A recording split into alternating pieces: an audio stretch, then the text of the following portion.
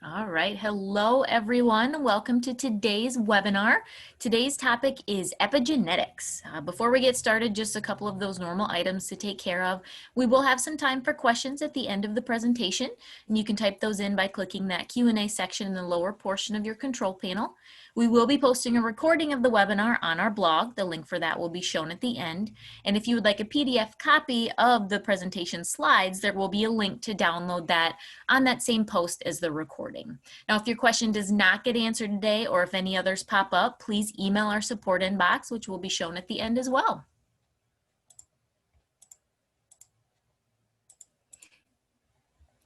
All right, so for today, like I said, we are going to be talking about epigenetics. We will cover what it is, first of all. We'll go over why you should care about it. And lastly, what you can do to use the principles of epigenetics in your own life. So let's start with the basics. What in the world is epigenetics? Most of you have probably heard of a similar term, genetics, and your genes, right? We inherit traits from our biological family. Certain characteristics are transmitted from one generation to the next through DNA, which is what carries that genetic information. Let's say you got your mother's blue eyes, for example, your father's brown hair, your grandmother's height, and it goes further than that too. You can inherit health traits as well, right? A predisposition to high or low body weight, cancer risk, things like that. Genetics in your DNA, they don't change. Those are not things that change. And a lot of times we as health coaches hear this as a reason not to try to improve health habits. It's genetic. I can't do anything about it, right? Genetics are absolutely a factor in our health. There's no doubt about that. But what if I told you that you can change how your body reads your DNA? That's what epigenetics is. It's the study of how your behaviors and your environment can cause changes that affect the way your genes work or how they're expressed. It's important to note that I didn't say change your genes, right? We're not changing your DNA, but it's a kind of way of turning certain genes off or on, or even partially off or on, kind of like a dimmer switch, something like that.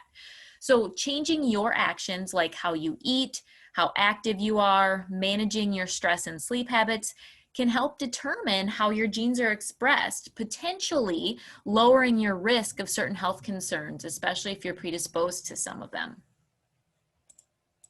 So let's talk about whoops, went too far there.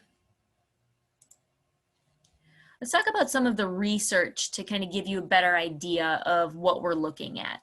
In one study, those that ate more raw fruits and vegetables had a reduced risk of heart disease.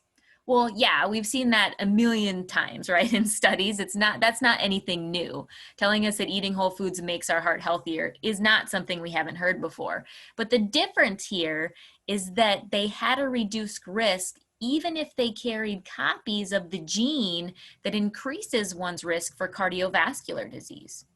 People who were at the very highest risk of having a heart attack, meaning they had multiple specific genes associated with heart attacks, had about double the heart risk if they had a diet not including fruits and vegetables compared to those that did.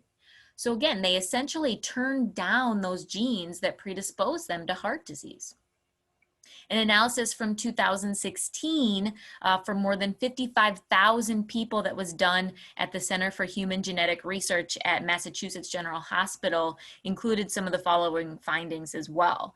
Genes can double the risk of heart disease, but a good lifestyle can cut that risk in half. At the same time, a poor lifestyle can erase about half the benefits of good genetics. So it works both ways too. Just because you have good genes doesn't mean you can have a free-for-all with your habits.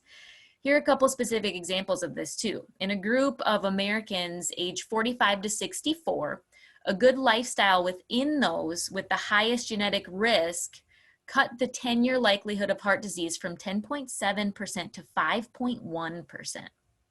In another group, aged 55 to 80, those with genetic risk but a healthy lifestyle had significantly less calcium in their coronary arteries, which is a sign of heart disease. Pretty cool stuff. Another interesting research project from this same group created kind of a genetic score based on 50 genes associated with heart disease.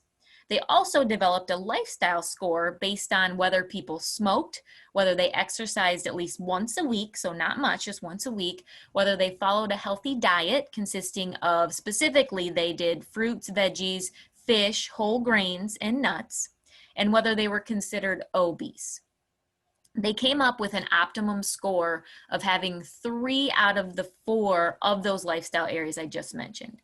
Now, an important thing to note here, and why I mentioned this kind of analysis today, is that they specifically singled out the fact that you can still be overweight or obese and be in that optimum level to help fight those genetics. So even if you have a hard time maintaining weight, if you take care of those controllable factors, if you eat well, if you don't smoke, if you exercise regularly, you can still be considered in that optimum range to help work against that genetic side. So again, if we control what we can control, we can help. A side note here is that they found that the biggest protective effect and change came from those that had a terrible lifestyle that went to one that was at least moderately good. So it's not about being perfect, it's about making progress. If you've seen our webinars in the past, you know this is something that we always point out. It's about progress, not perfection. And it's shown here with the heart disease risk. One step at a time, and you're gonna see improvement in that overall health and health risk. Our lifestyle and exposure to environmental factors can also play a part. A mother has a large impact on their children's epigenetic markers depending on their choices and exposures while they're pregnant. For example, being exposed to pollution could possibly impact her child's susceptibility to having asthma. Having a healthy diet during pregnancy can affect the child's risk of obesity, diabetes, and other developmental concerns. And fathers play a part as well. They found that there is some evidence that some of those epigenetic markers can survive during that formation process during pregnancy. So men, your healthy habits can help your future children as well. And it typically lasts a couple generations. If you are healthy, your children are typically going to be healthier again with that genetics wise. And in turn, this can help lower the risk of their children, right? And beyond that. So do your part, and generations after you can benefit. Or if you're already past that stage, but you already have kids, help them invest in their generations and their children's health too, right? It's kind of an interesting way to think about your legacy, but I think it's pretty cool too. We can help control how healthy our children are and grandchildren. So I want to take a short detour here and talk more about what I've got on the screen here, the nutrition side for a minute. Now, I already talked about it being a factor in some of these studies to help lower those risks, right, and help the gene expressions in a positive way. Now, nutrition and its effect on gene expression has actually evolved into its own area of study called nutrigenomics, or some people call it nutritional genomics. Now, this is still evolving, very new with lots of unknowns, kind of like epigenetics in general as well. We still have so much to learn, but the fact is that there's potential to hopefully help individuals tailor their own lives, and specifically nutrition with this nutrigenomics, to help their health based on their individual genes. Now, the great news is that even though these areas are still very new and not everyone has access to know about their own genes and risk levels and such, right? Until we do get to that point in the future, we do still know that general healthy habits will help our health, right? That's the main point. I want to get these out to you, this information out to you, so that you know what might be coming in the future and what's already started. But we're going to go back to basics because we know that those good, simple habits are really what's going to count. So when it comes to how we can use those principles of epigenetics in our own lives, like I said, it really comes down to simple, small changes in our own lifestyles. I know some of you are probably disappointed. No big scientific breakthroughs here. Sorry, no magic pills if you were looking for that today. But really, it's not a difficult thing, right? We just need to be mindful of our habits. We just need to know that we can change how our body acts and feels, and hopefully turn down some of those not so good genes, right? And hopefully turn up other ones by practicing good, healthy habits overall.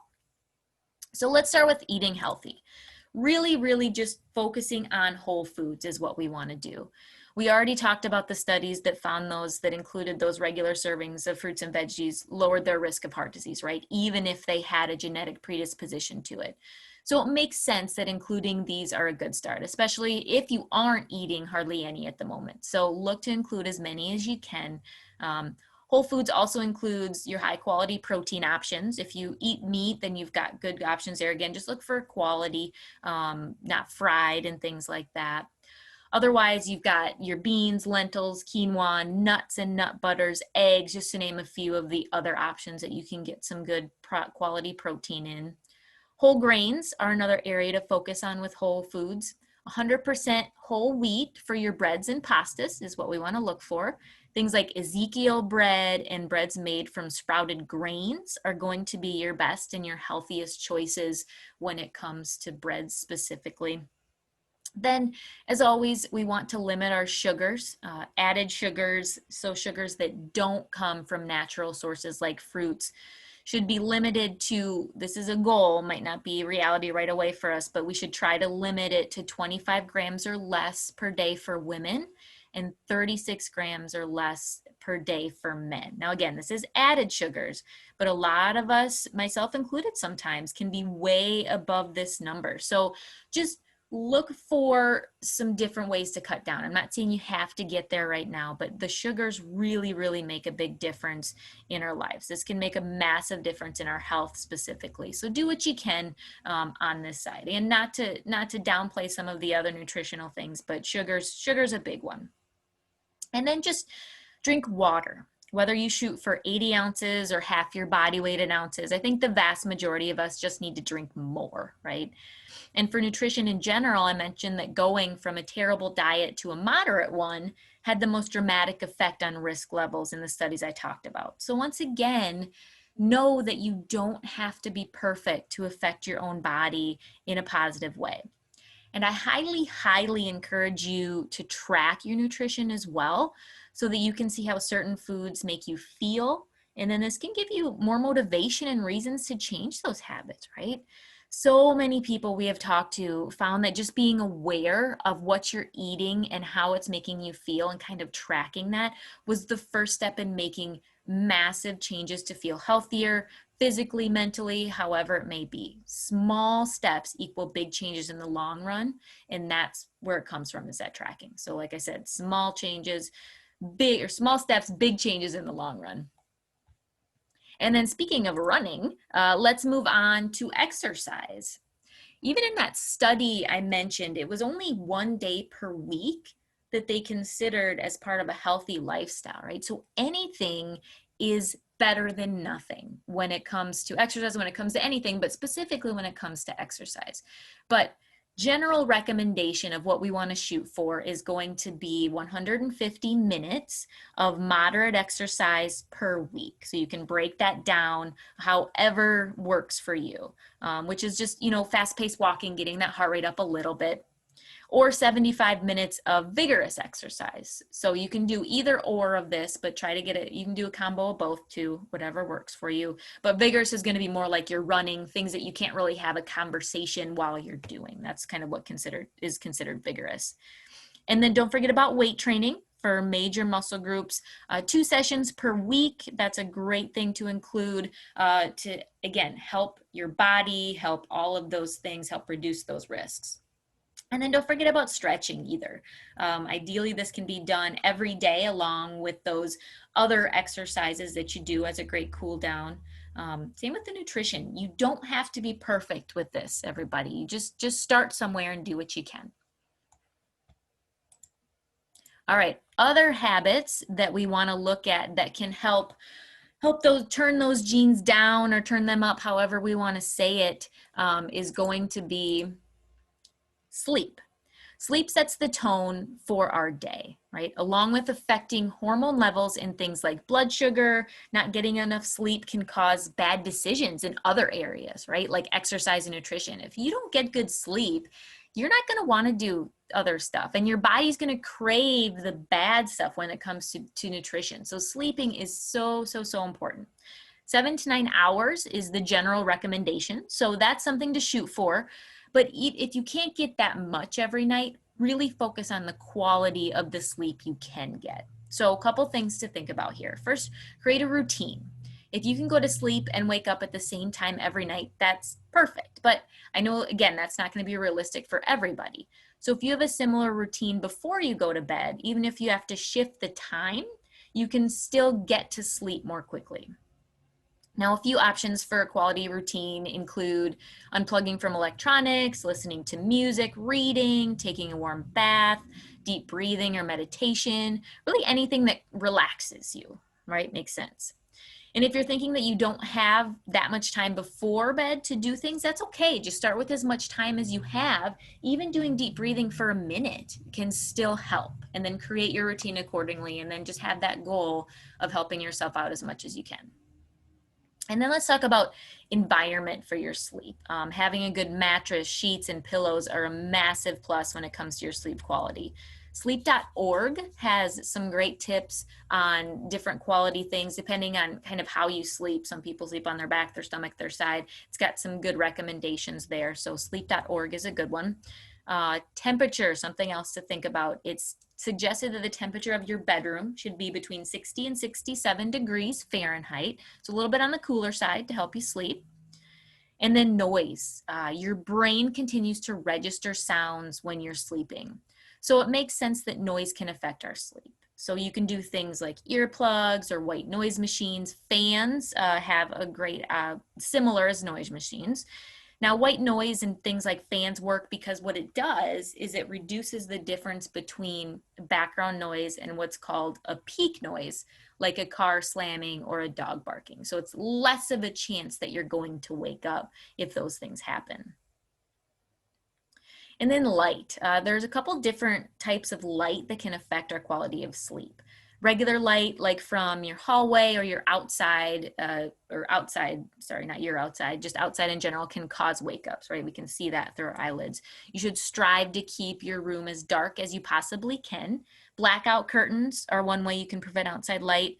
Try not to have night lights or lights coming in from your hallways, but if you can close your door, if it's not a possibility, if you've got pets or kids or anything that you can't close your door, try to situate your bed so that you don't face that way. Or sleep masks are fantastic too, right? The other kind of light you need to be aware of comes from technology. Blue light is the light that comes from our devices like TVs, computers, tablets, phones. Technology in the hour before bedtime can delay the production of melatonin, which is the hormone that helps us sleep.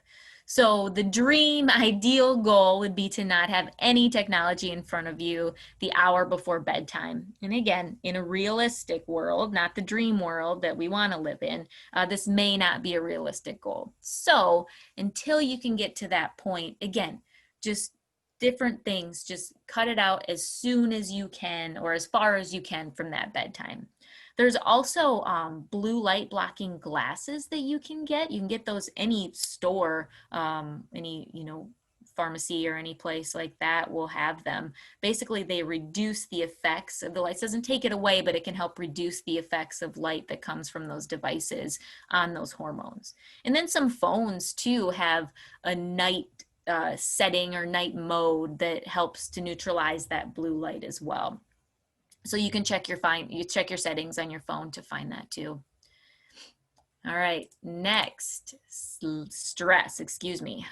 This is a big one, right? Stress can have a profound effect on our body and our mind and our risk of health concerns. So when we're talking about ways to help turn down some of those genes and some of those predispositions, this one, it's huge, but it's hard to have specific research behind too, right? With stress, for example. But my guess is that if we could have some more, we'd find a really big connection with the epigenetic side of it. So what can you do to help with the stress side? First, find out what your stressors are and decide if you can change them or not. Are they in your control or are they out of your control? Can you avoid a certain person or a certain situation? Can you turn off negative news stories or social media? Can you take a less busy route home if you're driving? Can you lessen contact with that certain Debbie Downer that you see? Some things we actually can change, but a lot of our stressors are not something that we can avoid, at least all the time, right? If you cannot avoid your stressors, first you need to accept that, right? Stress is part of our daily lives. There's no getting around it. And stress can produce good things, right? It can produce great ideas and products. Sometimes it helps to push technology and things forward. But to use stress to our advantage and not let it take a negative tone, we have to change our mindset about it too. If you can't control that stressor, then you can use other tools to help the positive thoughts outweigh those negative influences. One way to do that is to practice gratitude. So easy to focus on the negative. Our brains are hardwired to do that in some sense. It's just how we are. But taking time to focus on what we're grateful for can make a huge difference in how we see and how we react to our stressors. You can take gratitude walks to focus on things that are positive in your life.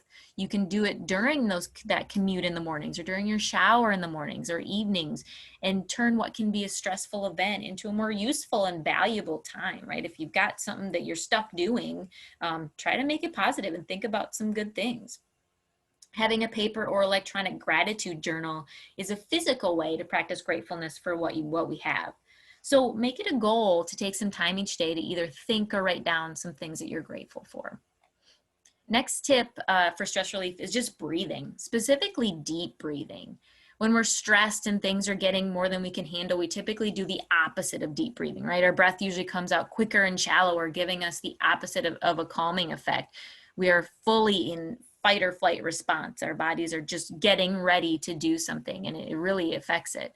So taking a minute or even 30 seconds to focus on that breathing, just relaxing down, will help your body physically calm down. When we take time to physically calm ourselves down, we're better able to handle that stressor that might be there or others that may come later. Meditation goes along with deep breathing as well. You can simply listen to music and focus on your breathing and just being in the present. You can also do a guided meditation where someone on a recording gives you direction on where to focus your thoughts or gives you positive messages. There's some excellent apps out there, and there's also 3 guided meditations on our blog as well. So if you're looking for that link, you can shoot us an email after we're done today. The last tip I have on stress, and kind of to finalize things, is to create a stress relief toolbox for yourself. Now, this isn't complicated. All I want you to do is make a list of some healthy ways to relax and de-stress. The list should be decent sized, and it can include different areas for work, home, whatever situation that you're in. So going for a walk, calling a friend, playing with your kids or pets, listening to music, reading, deep breathing, writing in that gratitude journal, whatever it may be that makes your heart happy, keep it in mind. And again, you can make a physical list if you want to. So you should strive to do at least one of these things every day, even if you don't feel stressed. If you take some time to make sure that you are relaxing and have some quality time with a feel-good activity, that's going to help you deal with stress that you have. And it's also going to help you handle stressors that you don't anticipate coming in the future, right? There's always something that's going to come up, right? But that's not going to last forever. So you know, if you can make it through, you're good to go. So covered a lot there in a short amount of time. But just to summarize today and kind of give you some food for thought, when we talk about something as new and complex as epigenetics, nutrigenomics, all of these scientific things, it's important to know that it's not a black and white thing. You can't ever take away all of your risk of developing health issues or different biometric changes, right? But you also can't sit back and assume that your genetics are your fate. Look at it this way. If someone told you that the odds of you winning the lottery went up by 50% if you took a 30-minute walk a few days per week and added in a couple more veggies each day, would you do it? Would that be worth it? We all wear seatbelts, right? We know that there's still a chance that we could get into an accident. But if we wear a seatbelt, the chances of us getting badly hurt are going to be lessened, right? Not down to 0%, but lower. And we don't know for sure if what our habits do now works necessarily. That's the hard thing. we won't know if eating better and eating healthy is going to prevent things. But if we know that it will likely help, why not give it a shot, right? Do what you can, control what you can control to try to help.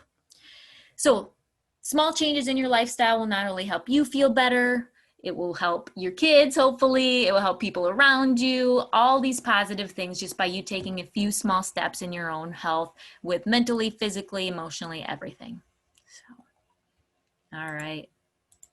That's all I got for today. A couple upcoming webinars, a couple things before we get to questions. Next month, we've got sugar specifically. I talked about that already, but we're going to have a whole webinar on sugar and kind of where to find it and kind of help lower it. And then self-care. This is a really big year for people and kind of realizing how important self-care is. So we're going to jump on that as well in December.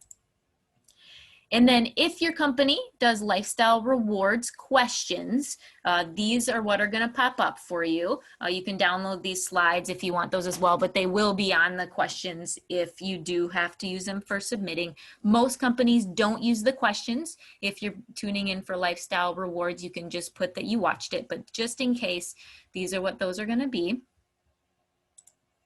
And then here's our contact information. So we are on social media, all that good stuff. We've got recipes, we've got all those things that we post. Our blog, this is where you're going to find the webinar for today and previous webinars.